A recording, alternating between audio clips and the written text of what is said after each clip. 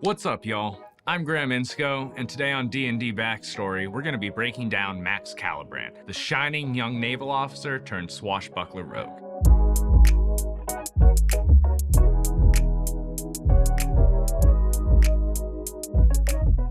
Max is a character rife with potential for intuitive roleplay, and for bad maritime puns. Because if young Maxwell is anything these days, he's a fish out of water.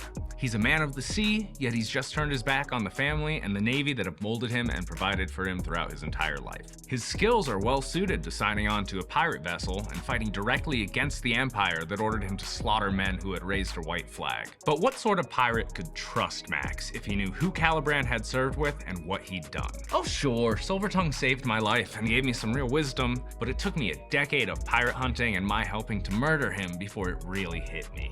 Probably not gonna cut it, despite Max's cultured charm.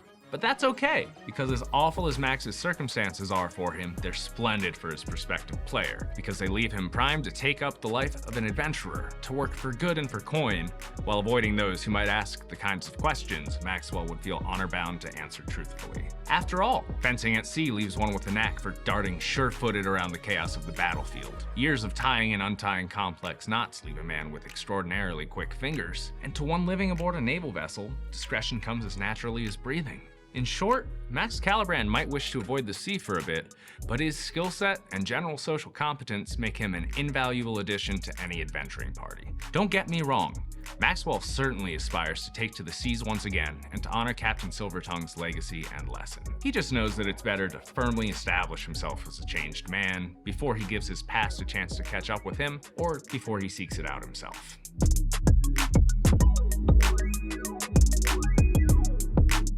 When building most any rogue, dexterity is their undisputed top ability score.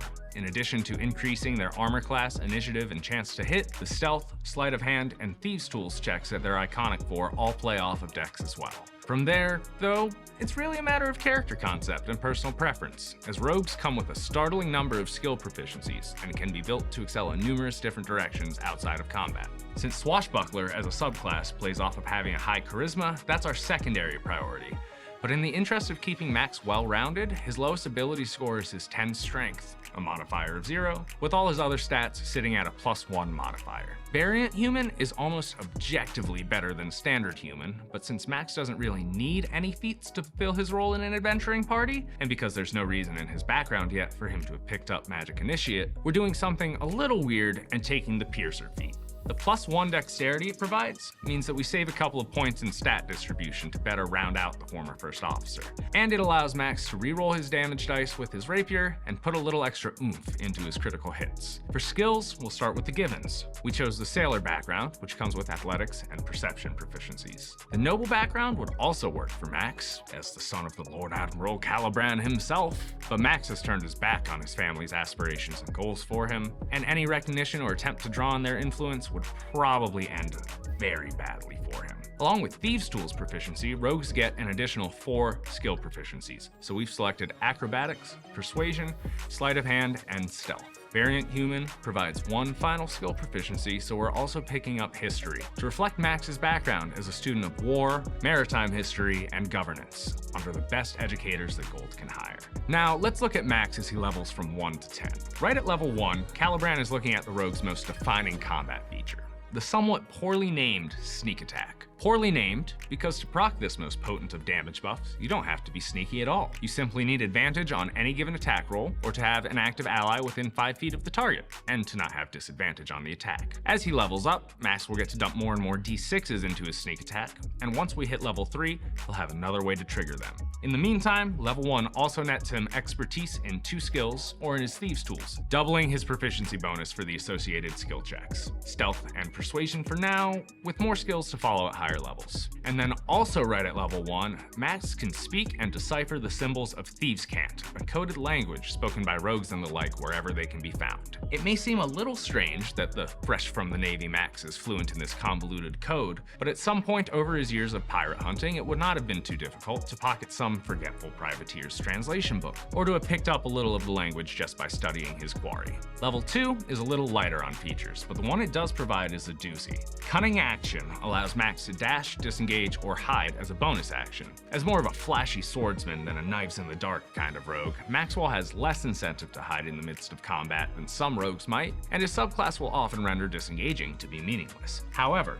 the incredible mobility provided with a bonus action dash, in and out of combat, means that this class feature still more than carries its weight.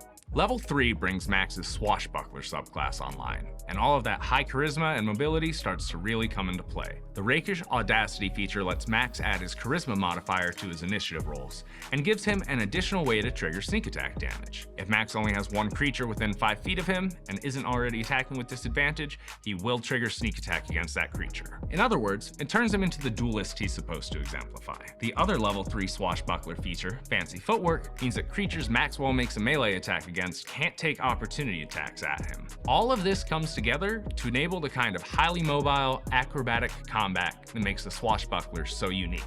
Rakish Audacity helps ensure that each sword stroke that finds purchase does a massive amount of damage, while Fancy Footwork and Cunning Action combined enable Calibran to safely remove himself from combat and dash safely into the rigging or just out of reach of his enemy, before flying back in on his next turn to continue where he left off. Is this a little cheesy?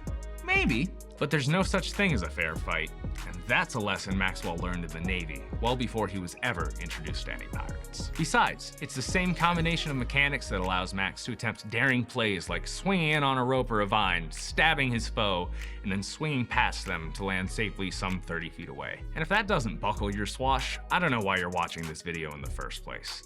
One last little toy that comes with 3rd level, Sneak Attack Dice Double to 2d6. 4th level brings us an ability score increase, and we're just putting that right into dexterity. Boosts max damage, survivability, and utility, all rolled into one convenient ability score. 5th level gives us one of the major features that helps make rogues so deceptively hard to kill, Uncanny Dodge. This allows a rogue to use their reaction to have all the damage from any one attack against them, and that means all the damage. Whether you have resistance or vulnerability, whether it's a regular attack or some ungodly combination of Divine Smite, Brutal Critical, and Path to the Grave, cut all of the attack's damage in half, period. Max also goes up to 3d6 sneak attack dice here. 6th level is relatively low key, but expertise in 2 additional skills is certainly valuable. We're going with Sleight of Hand and Thieves' Tools, since by this point in time Max has probably netted a good deal of experience applying his maritime skills to more roguish enterprises. Level 7 brings the second, and frankly the better, of the rogue's defensive features into Max's kit. Evasion means that every time Maxwell rolls a dexterity saving throw to take half damage, such as against a red or black dragon's breath weapon, or a fireball or lightning bolt spell, he will take half damage on a failed saving throw and take no damage whatsoever on a success. We also go up to 4d6 sneak attack dice. We get an extra d6 every odd level, if that hasn't been rendered clear yet. 8th level is an interesting one. For simplicity's sake, the character sheet we provided reflects another +2 bump to dexterity, bringing the ability score to its cap of 20, a +5 modifier. However, I'm personally a sucker for a mechanically optimized character, and so I'd be remiss if I didn't recommend that Magic Initiate Wizard feat that we mentioned a little while ago as a substitute for this ASI. Obviously, if Mr. Calibran has had little to no exposure to arcane magic by this point in his adventure, there's no real justifiable reason for him to have learned a small bit of magic himself. If, however, he spent any amount of time with a wizard, a bard, or a similar arcane caster, then an effort to learn a bit of their craft would really help Maxwell maximize his damage output. The Find Familiar spell is almost definitely the best option here. Even though Maxwell doesn't rely on advantage for sneak attack as much as other rogues do, the advantage provided by a familiar's help action can drastically increase his chances for a crit on his sneak attack. And the familiar additionally provides utility as a scout, or even potentially a distraction. Plus, you can give your pirate a magical parrot with owl stats. Come on. Magic Initiate also provides 2 cantrips, and one cantrip in particular is the entire reason Magic Initiate is so beneficial to a swashbuckler like Max.